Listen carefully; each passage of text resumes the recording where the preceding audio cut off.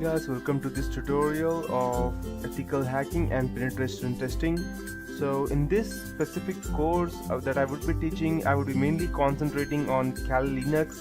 Besides, if you have some prerequisites like basic fundamentals of Linux, or if you know what programming is, or if you have at least done some basic programming stuff like C, or even better, the easiest programming language that I think would be Python. So even if you have the basics in that, this would be much more easier for you.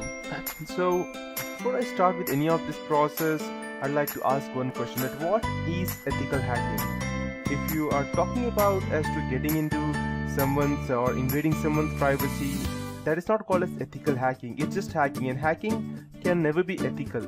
So hacking means to go ahead and gain someone's personal information, and if you define the term as ethical hacking, then ethical means doing it for the right purpose.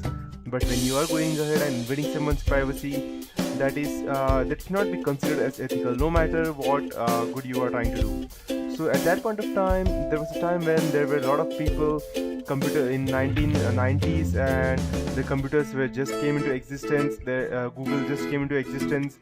People did not knew much about using computers, and there were people who used to run programs, and there were con artists who used to call people, gather information about their computers or bank accounts over the phone. And at that point of time, the government thought that yes, there is a need for some countermeasures so that these people go ahead and create some kind of, let's say, chaos, or try to cheat people. There needs to be some way so that they can be tackled with. So at that point of time, the government came in, this kind of ethical hacking came into existence, and they defined this term as ethical hacking. So to start with,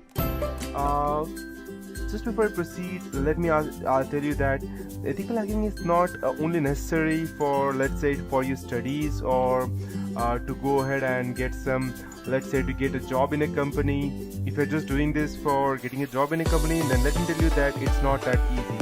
And even if by the time you see this course may become a bit outdated, because to be in process to gain information about ethical hacking, what I could do in this tutorial is that I can go ahead and give you the latest updates that I have, but this is as for today.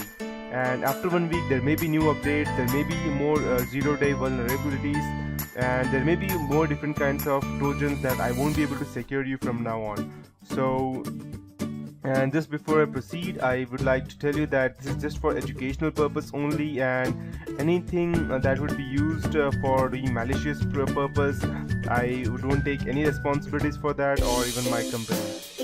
So to start with, yeah, that's how it is. So in this whole tutorial of ethical hacking and penetration testing, I would teach you what ethical hacking is, footprinting reconnaissance, that means gathering information from different places.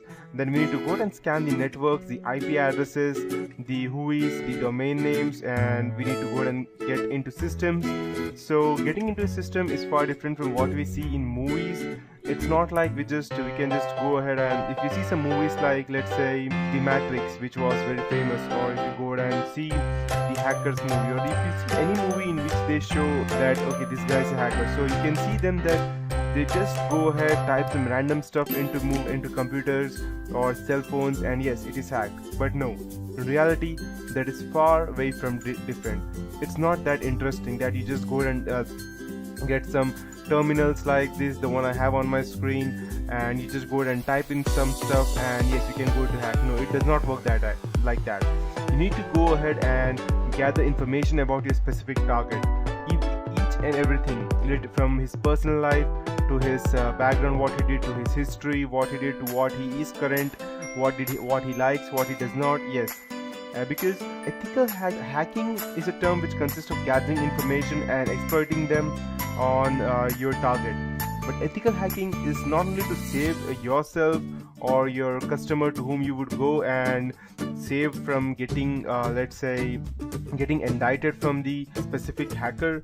It's also about attacking them. So you might be thinking that why do we need to attack someone? If you go ahead and try to penetrate someone else's organization, then it is unethical, right? Yes, that is unethical. But if you get the permission, then it is not. So there are some, not some, I can say that most of the organizations allow penetration testing on their firms. The reason being that they need to know that if there are some hackers out there, and so how could they go ahead and save themselves from them. So they go ahead and authorize a penetration tester, someone like me or someone like you who would become after going through this whole project of mine. So once you go through this project, you will become some kind of an ethical hacker, but you need to keep yourself updated and you need to go ahead and practice continuously, and there is no actually stop for this ethical hacking.